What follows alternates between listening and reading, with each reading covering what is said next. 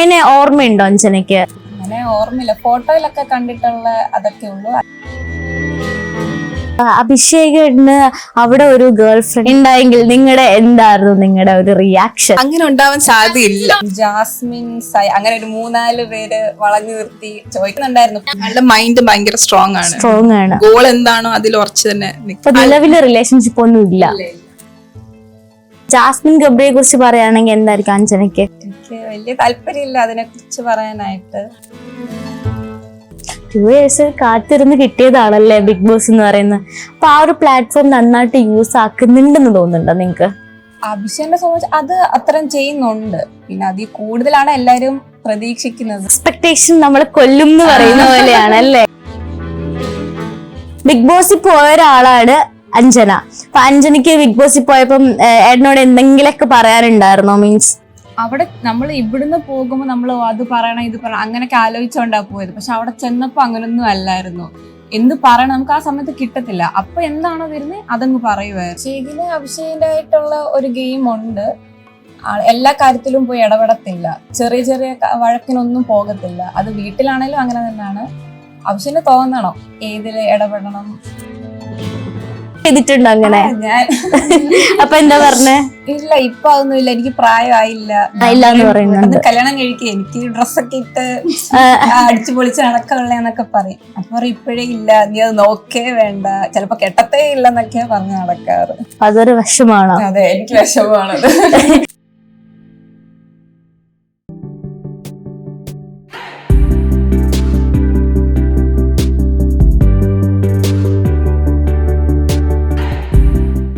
മഴവിൽ കേരളത്തിലെ മറ്റൊരു എപ്പിസോഡിലേക്ക് സ്വാഗതം. പിന്നെ എന്റെ കൂടെ ഉള്ളത് അഭിഷേകിന്റെ സിസ്റ്ററും പിന്നെ അതുപോലെ തന്നെ കസിൻസും ആണ്. അപ്പൊ നമുക്ക് അവരിലേക്ക് പോവാം. Welcome to the show. അപ്പം എങ്ങനെയുണ്ട്? എനിക്ക് ആദ്യം അറിയേണ്ടത് അഭിഷേകേട്ടൻ എങ്ങനെയാണ് വീട്ടില് എന്ന് ജസ്റ്റ് ഒന്ന് അറിയണം. എങ്ങനെയാണ് ശരിക്കും വീട്ടില്? ആദ്യം നമുക്ക് സിസ്റ്ററിൽ നിന്ന് തന്നെ തുടങ്ങാം. എങ്ങനെയാണ് വീട്ടില്? ആള് ഇച്ചിരി സൈലന്റ് ആണ്, എന്നാലും സംസാരിച്ച് തുടങ്ങിക്കഴിഞ്ഞാൽ നന്നായിട്ട് സംസാരിക്കും. ആദ്യം തുടങ്ങാനുള്ള ഒരു ഇതേ ഉള്ളൂ, ബുദ്ധിമുട്ട് മാത്രമേ ഉള്ളൂ. തുടങ്ങിക്കഴിഞ്ഞാൽ ഇഷ്ടമുള്ള സബ്ജക്റ്റ് ഒക്കെ ആണെങ്കിൽ നന്നായിട്ട് സംസാരിക്കുന്ന കൂട്ടത്തിലാണ്. കസിൻസിന് എന്താ പറയാനുള്ളത്? അത് തന്നെ പറയാനുള്ളത്. സംസാരിക്കാൻ തുടങ്ങിയ നന്നായിട്ട് മിണ്ടും. കുറെ മണിക്കൂറുകൾ വേണമെങ്കിൽ മിണ്ടും. അങ്ങനത്തെ ഒരു സ്വഭാവമുള്ള ആളാണ്. ഓക്കെ, ബിഗ് ബോസിൽ പോയ ഒരാളാണ് അഞ്ജന. അപ്പൊ അഞ്ജനയ്ക്ക് ബിഗ് ബോസിൽ പോയപ്പം എന്നോട് എന്തെങ്കിലുമൊക്കെ പറയാനുണ്ടായിരുന്നോ? മീൻസ് അവിടെ നമ്മൾ ഇവിടുന്ന് പോകുമ്പോൾ നമ്മൾ അത് പറയണം ഇത് പറയണം അങ്ങനെയൊക്കെ ആലോചിച്ചോണ്ടാ പോയത്. പക്ഷെ അവിടെ ചെന്നപ്പോ അങ്ങനൊന്നും അല്ലായിരുന്നു. എന്ത് പറയണം നമുക്ക് ആ സമയത്ത് കിട്ടത്തില്ല. അപ്പൊ എന്താണോ വരുന്നത് അതങ്ങ് പറയുമായിരുന്നു. അങ്ങനെ ശരിക്കും പേടി ഉണ്ടായിരുന്നോ ബിഗ് ബോസിൽ പോയപ്പോഴത്തേക്ക്? ഇപ്പൊ ഞാൻ വിറച്ചോണ്ടാ ചെന്നത്. എന്റെ കയ്യില് വിറയ്ക്കുമായിരുന്നു. പക്ഷെ കുറച്ച് കഴിഞ്ഞപ്പോഴേക്കും അതെല്ലാം മാറി. നമ്മൾ ഓർക്കത്തില്ല ക്യാമറ ഉണ്ടെന്നോ, അതൊക്കെ മറന്നു. അപ്പോ ചേച്ചിയിലേക്ക് വരികയാണെങ്കിൽ അഭിഷേകനുമായിട്ടുള്ള, കാരണം ബ്രദറിന്റെ വൈഫാണല്ലോ, അപ്പോ എന്തൊക്കെയാണ് ഓർമ്മകള്? അഭിഷേക് ഇടയ്ക്ക് ഇവിടെ ഒന്ന് നിൽക്കാറുണ്ട്. ഒരു സ്ട്രൈക്കിംഗ് കാര്യം എന്ന് വെച്ചാൽ പുള്ളിയുടെ ഒരു ഡിറ്റർമിനേഷൻ ആണ്. പുള്ളിക്ക് ഒരു കാര്യം വേണമെന്ന് വെച്ചാൽ അതിനു വേണ്ടി സ്ട്രൈവ് ചെയ്ത് അത് നടത്തിയിരിക്കും. പക്ഷെ അതിന്റെ എക്സാമ്പിളാണ് ബിഗ് ബോസ്. പുള്ളി അത്രയും ഡിറ്റർമിനേഷൻ ഉണ്ടായിരുന്നു. ഞാൻ കയറുന്ന ഉറപ്പുണ്ടായിരുന്നു. പുള്ളി അത് സാധിച്ചു. എല്ലാവരും ഹാപ്പി ആയിട്ട് ഇരിക്കുകയാണ്. ഓക്കെ, അപ്പം ബിഗ് ബോസിലുള്ള ബാക്കിയുള്ള കണ്ടസ്റ്റൻസിനെയൊക്കെ പറയുകയാണെങ്കിൽ അവരുടെയൊക്കെ ഗെയിം വെച്ച് നോക്കുമ്പോ എങ്ങനെയാണ്? അതെ, അഭിഷേകിന്റെ ആയിട്ടുള്ള ഒരു ഗെയിം ഉണ്ട്. എല്ലാ കാര്യത്തിലും പോയി ഇടപെടത്തില്ല. ചെറിയ ചെറിയ വഴക്കിനൊന്നും പോകത്തില്ല. അത് വീട്ടിലാണേലും അങ്ങനെ തന്നെയാണ്. അഭിഷേകിന് തോന്നണം ഏതില് ഇടപെടണം എന്നല്ല. വലിയ വലിയ കാര്യങ്ങൾക്കൊക്കെ കൂടുതലും ഇടപെടത്തുള്ളൂ. ചെറിയ ചെറിയൊന്നും അങ്ങനെ പിടിക്കാൻ പോകാറില്ല. അതാണ് സ്വഭാവം. ഓക്കെ, അതില് ഭയങ്കര കാമായിട്ട് പോകുന്നുണ്ട്. പറയാനുള്ളത് സ്ട്രേറ്റ് പറയും. അങ്ങനത്തെ ഉള്ള ഒരാളാണല്ലോ. അപ്പൊ അങ്ങനെ നോക്കുമ്പോഴത്തേക്കും വീട്ടിലും അങ്ങനെയാണ്. നിങ്ങൾക്കൊക്കെ എന്താ പറയാനുള്ളത് ശരിക്കും അഭിഷേക് എന്ന് പറയുന്ന ഒരാളെ കുറിച്ച്? ചെറിയ ചെറിയ കാര്യത്തിലൊന്നും ഇടപെടത്തില്ല. എല്ലാം കൂളായിട്ട് എടുക്കുന്ന ഒരു ടൈപ്പാ. എന്തിനാ അതിന് വഴക്കിടുന്നത്? പറഞ്ഞു തീർക്കാന്നല്ലേ ഉള്ളൂ. ആ ഒരു ഇതില് അങ്ങനെ പോകത്തുള്ളൂ. കൂൾ മൈൻഡ് ആയിട്ടുള്ള ആളാണ് അല്ലേ? ഓക്കെ, അപ്പൊ ഇവിടെ വന്ന് നിൽക്കാറുണ്ടെന്നൊക്കെ പറഞ്ഞല്ലോ. അപ്പൊ നിങ്ങളുടെ കസിൻസ് ആവുന്ന രീതിയിൽ ആള് എങ്ങനെയാണ്? ഒരു എൻജോയ്മെന്റ് ഒക്കെ ഇഷ്ടപ്പെടുന്ന ഒരാളാണോ?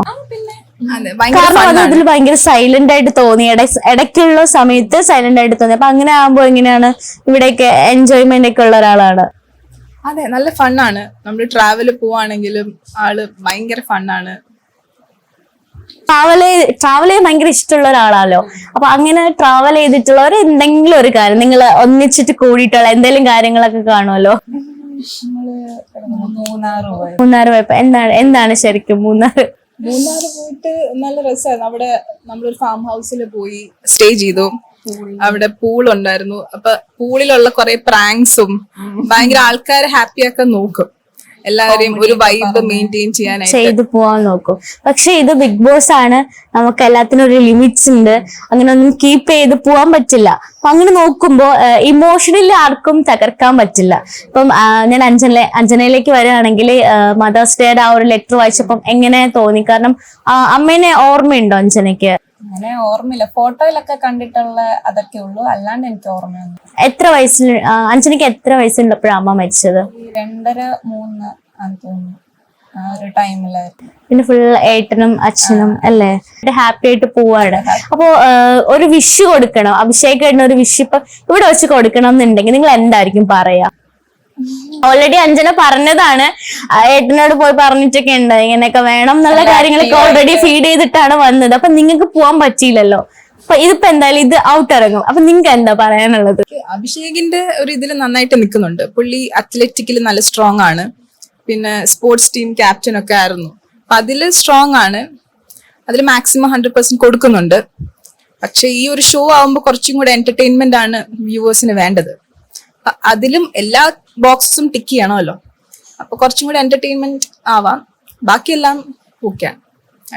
അഞ്ജന ബിഗ് ബോസിൽ കയറിയപ്പോഴേ ആരെയൊക്കെ അപ്രോച്ച് ചെയ്തായിരുന്നു എന്താ പുറത്ത് നടക്കുന്ന കാര്യങ്ങളൊക്കെ എന്ന് അറിയാൻ വേണ്ടിട്ട് ആണ്? ബിഗ് ബോസ് താക്കീത് തന്നെന്ന് കേട്ടു.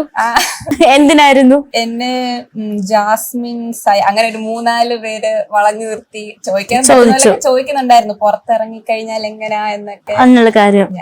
ഞാൻ തമാശ രീതിയിൽ പറഞ്ഞതേ ഉള്ളൂ. എല്ലാരും തലേ തുണിയിട്ട് ഓടേണ്ട വരും അങ്ങനെ പറഞ്ഞു. അപ്പം കൂടുതൽ പറയാണ്ടിരിക്കുന്നതിന് മുമ്പ് തന്നെ ബിഗ് ബോസ് താക്കീത് തന്നു, അഞ്ജന അരുത് ഇത്ര പാടുള്ള കാര്യങ്ങളൊക്കെ. ഏട്ടന് എന്തൊക്കെ ഉപദേശം കൊടുത്തു? ഓൾറെഡി കണ്ടതാണ് എല്ലാ ആൾക്കാരും. എന്നാലും അഞ്ജന പ്രിപ്പയർ ചെയ്ത് പോയി, പക്ഷെ ഒന്നും നടന്നില്ല എന്ന് പറഞ്ഞു. അപ്പൊ നമ്മള് അവിടെ പ്രിപ്പയർ ചെയ്ത് പോയാലൊന്നും നടക്കില്ല എന്നുള്ള കാര്യം ഇപ്പൊ മനസ്സിലായല്ലോ. ശരിക്കും ബിഗ് ബോസ് എന്താണ് ഇപ്പൊ പറഞ്ഞ പ്രേക്ഷകർ? നമ്മൾ പ്ലാൻ ചെയ്തൊന്നും നടക്കത്തില്ല. കാരണം അതായിരിക്കില്ല അവര് ചോദിക്കുന്നത്. നമുക്ക് അത് തന്നെ പറയാൻ പറ്റിയെന്ന് വരില്ല. നമ്മൾ അതൊന്നും ഓർക്കത്തില്ല. എന്താണോ അപ്പൊ വരുന്നത് അത് പറയാ, അതേ ഉള്ളൂ. ഞാൻ പറ്റുന്ന പോലൊക്കെ പറഞ്ഞു, നല്ല ആക്റ്റീവായിട്ട് നിക്കണം, എല്ലാ കാര്യത്തിലും ഇടപഴകണം എന്നൊക്കെ പറഞ്ഞിട്ടുണ്ട്. അതിനി ചെയ്യുമോ എന്ന് അറിയത്തില്ല, നോക്കാതെ എന്താകും. പിന്നെ ഇവർക്ക് ഒരു ദിവസം പോയപ്പോ തന്നെ മതിയായി. 100 ദിവസം ബാക്കിയുള്ള ആൾക്കാരല്ല അവിടെ. നമ്മൾ ശരിക്കും പറയാറുണ്ട് ബിഗ് ബോസ് എന്താ കാണുന്ന പോലെ അല്ലെ, സാധാരണ മനുഷ്യരാണല്ലോ എന്നൊക്കെ പറയും. പക്ഷെ അതിനകത്ത് കേറുമ്പോൾ ഉള്ള ഒന്ന് പറഞ്ഞായിരുന്നു എങ്ങനെയാന്നൊക്കെ എക്സ്പീരിയൻസ്. ശരിക്കും നിങ്ങൾക്ക് ഒരു ചാൻസ് കിട്ടിയ പോവും? അഞ്ജനയ്ക്ക് കിട്ടിയ പോവും? അല്ല, അവിടെ എല്ലാം ലിമിറ്റ്സ് ആണ്, ഫുഡ് ലിമിറ്റ്സ് ആണ്, പറയാൻ പറ്റത്തില്ല. നമ്മളിങ്ങനെ പറഞ്ഞു പോകുമ്പോ അറിയാണ്ട് എന്തെങ്കിലും വന്നു കഴിഞ്ഞാൽ അത് പ്രോബ്ലം ആകും. അതുകൊണ്ട് ഒന്നും പറയാൻ പറ്റിയിരുന്നില്ല. പക്ഷെ ഓൾമോസ്റ്റ് ചേട്ടനോട് കുറെ കാര്യങ്ങൾ പറഞ്ഞിട്ടുണ്ട്, നന്നായി കളിക്കണം എന്നൊക്കെ ഉള്ള കാര്യങ്ങൾ അല്ലെ. ആൾക്കൊരു ഇഷ്യൂസ് ഒക്കെ വന്നപ്പോഴത്തേക്ക് അതൊക്കെ മാറി ഒരുപാട് ഫാൻ ബേസ് ഉണ്ടായി. അപ്പൊ അതിനെ കുറിച്ച് എന്താ പറയാനുള്ളത്? നമ്മൾ ആദ്യം അത്രയൊന്നും വിചാരിച്ചില്ല. ആദ്യത്തെ വീക്ക് തന്നെ നോമിനേഷനിൽ വന്നപ്പോ ഞാൻ വിചാരിച്ച അടുത്ത ആഴ്ച വീട്ടിൽ വരും എന്നാ വിചാരിച്ചത്. പെട്ടെന്ന് ഫാൻസ് എല്ലാം കൂടിയപ്പം സന്തോഷം തോന്നി, ഹാപ്പിയായി. അപ്പോ എന്താ നിങ്ങൾക്ക് മറ്റൊരു കാര്യം പറയാനുണ്ടെങ്കിൽ, ഇപ്പൊ ബിഗ് ബോസിൽ പോവാണ് നിങ്ങളോട് പറഞ്ഞപ്പോ നിങ്ങൾക്ക് എന്താ തോന്നിയത്? എന്തെങ്കിലും എതിർപ്പ് പറഞ്ഞിരുന്നോ? അങ്ങനെ പോയാൽ എന്താവും ഇമേജ്? ഒന്നും പറഞ്ഞില്ല. ഞാൻ പറഞ്ഞു എനിക്ക് താല്പര്യം ഇല്ലായിരുന്നു.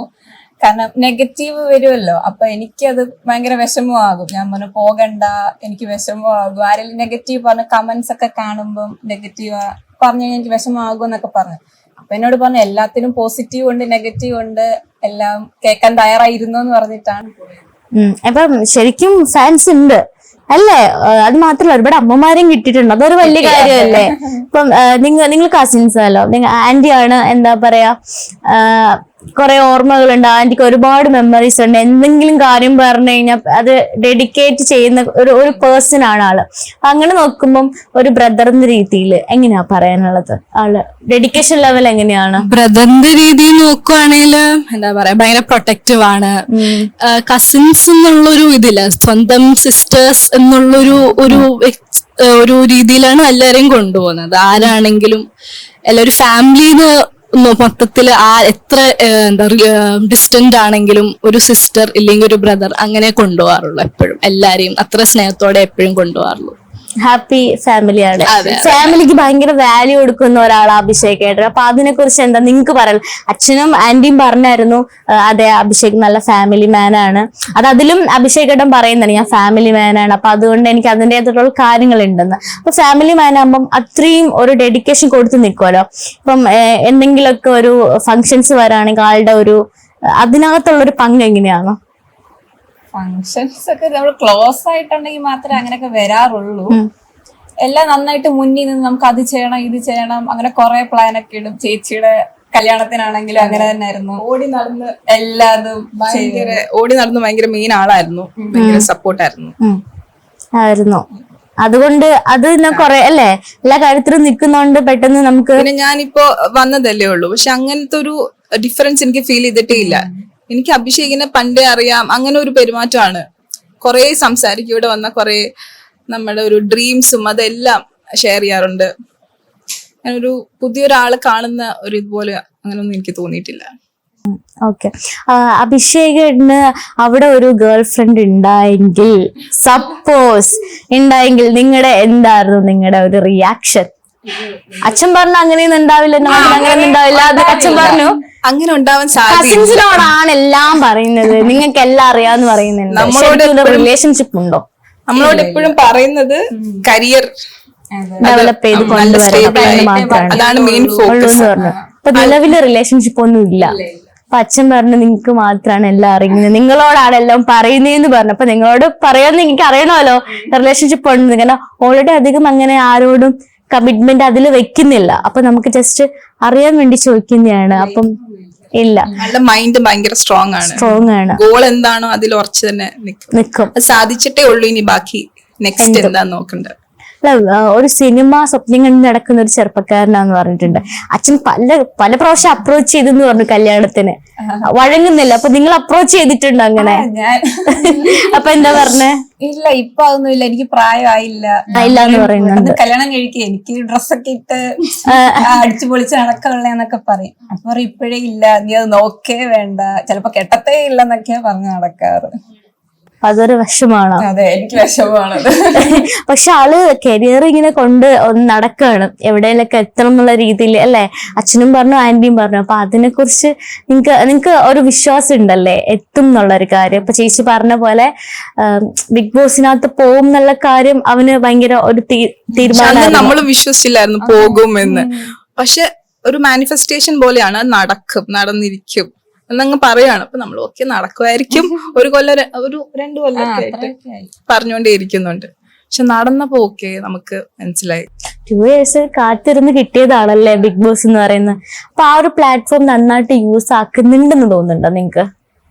അഭിഷേകിനെ സംബന്ധിച്ച് അത് അത്ര ചെയ്യുന്നുണ്ട്. പിന്നെ അതിൽ കൂടുതലാണ് എല്ലാരും പ്രതീക്ഷിക്കുന്നത്. എക്സ്പെക്ടേഷൻ ആണ് അല്ലെ? എക്സ്പെക്ടേഷൻ നമ്മൾ കൊല്ലും എന്ന് പറയുന്ന പോലെയാണ് അല്ലേ? സാധാരണ ആൾക്കാർക്ക് അറിയില്ല അഭിഷേക് ഏട്ടൻ എങ്ങനെയാണ്. ഇപ്പൊ ഒരു ഫാമിലി ആയിട്ട് നമ്മൾ സംസാരിക്കുമ്പോഴാണ് ആളെങ്ങനെയാന്ന്. അപ്പൊ ഇവിടുന്ന് ഡിഫറെന്റ് തോന്നുന്നുണ്ട്, ഇവിടെ ക്യാരക്ടറിന്ന് ചേഞ്ചസ് വന്നെന്ന് തോന്നുന്നുണ്ടോ? എന്തേലൊക്കെ നല്ല സ്വഭാവങ്ങൾ വന്നെന്ന് തോന്നുന്നുണ്ടോ? ജോലി ചെയ്യുന്നത് ജോലി ചെയ്യാറില്ല, മടിയായിരുന്നു ശരിക്കും, ഒന്നും ചെയ്യത്തില്ലായിരുന്നു. അപ്പൊ അവിടെ പോകുമ്പോ ഇതൊക്കെ ചെയ്യുമ്പോ നമ്മള് എല്ലാരും ഞെട്ടിരിക്കും, ആഹാ ഇതൊക്കെ ചെയ്യാൻ അറിയാല്ലേ, ചെയ്ത കാര്യമെല്ലാം നല്ല വൃത്തിയായിട്ട് ചെയ്യുന്നുണ്ട്. അപ്പൊ നമ്മൾ തന്നെ ഞെട്ടിപ്പോയി, അപ്പൊ അടിപൊളിയായിട്ട് ചെയ്യുന്നുണ്ടല്ലോ. അല്ല, അച്ഛൻ തന്നെ ഇങ്ങനെ ഇപ്പൊ വന്നപ്പോ അതിശയിക്കുന്നു, ഡാൻസ് കളിക്കുന്നു, 2 സ്റ്റെപ്പൊക്കെ വെക്കുന്നുണ്ടെന്നൊക്കെ പറയുന്നുണ്ട്. അപ്പം ശരിക്കും അതിലൊക്കെ ഭയങ്കര ആക്ടിവേഷൻ ഉള്ള ഒരാളാണോ?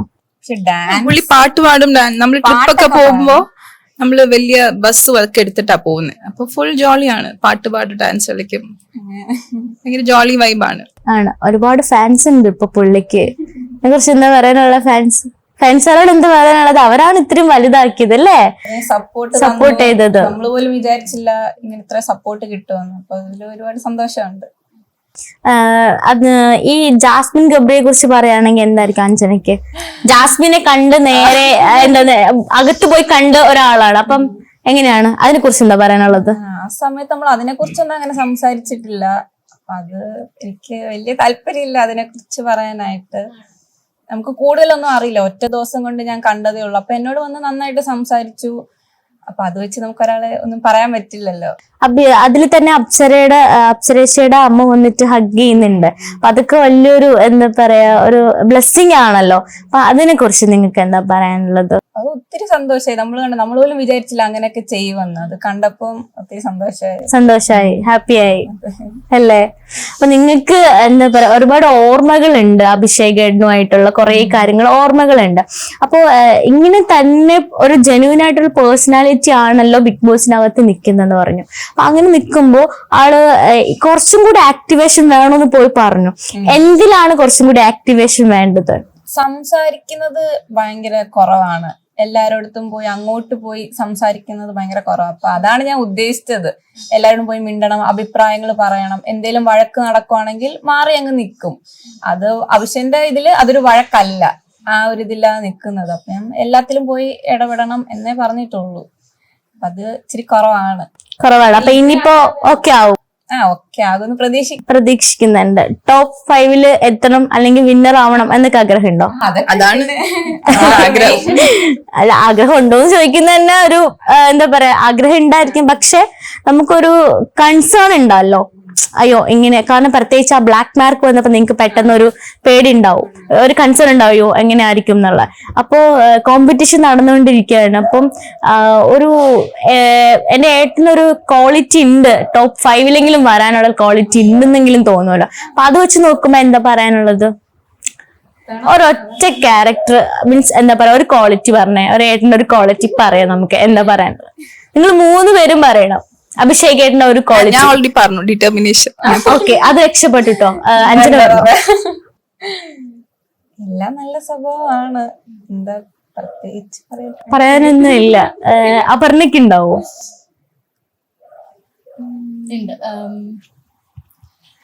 ആള് ഭയങ്കര ചാർമിങ് ആയിട്ടുള്ള ഒരു പേഴ്സൺ ആണ്. അപ്പൊ എല്ലാവരുടെ അടുത്തും ആദ്യമായിട്ട് മിണ്ടുവാണെങ്കിൽ തന്നെ നല്ലൊരു ഫസ്റ്റ് ഇംപ്രഷൻ ആയിട്ട് എപ്പോഴും മിണ്ടാറുള്ളൂ. ഇപ്പൊ പുതിയതായിട്ട് ഏത് വലിയ ആളാണെങ്കിലും ഒരു നല്ല രീതിയിലെ ഒരു നല്ലൊരു ഇംപ്രഷൻ വെച്ചിട്ട് എപ്പോഴും മിണ്ടാറുള്ളൂ. അപ്പൊ അങ്ങനത്തെ രീതിയിൽ ഭയങ്കര സ്കിൽഫുൾ ആണ്. അതെ. അപ്പൊ എന്നെ കുറിച്ച് തോരാതെ കുറെ പറഞ്ഞുകൊണ്ടിരിക്കുന്ന 3 സിസ്റ്റേഴ്സ് ആണ് എന്റെ കൂടെ ഉള്ളത്. അപ്പം ഇനിയും എന്താ നന്നായിട്ട് മത്സരിച്ച് ഒരു വിന്നറായിട്ട് വരട്ടെ എന്ന് ഞാനും പറയാണ്. Okay, the best.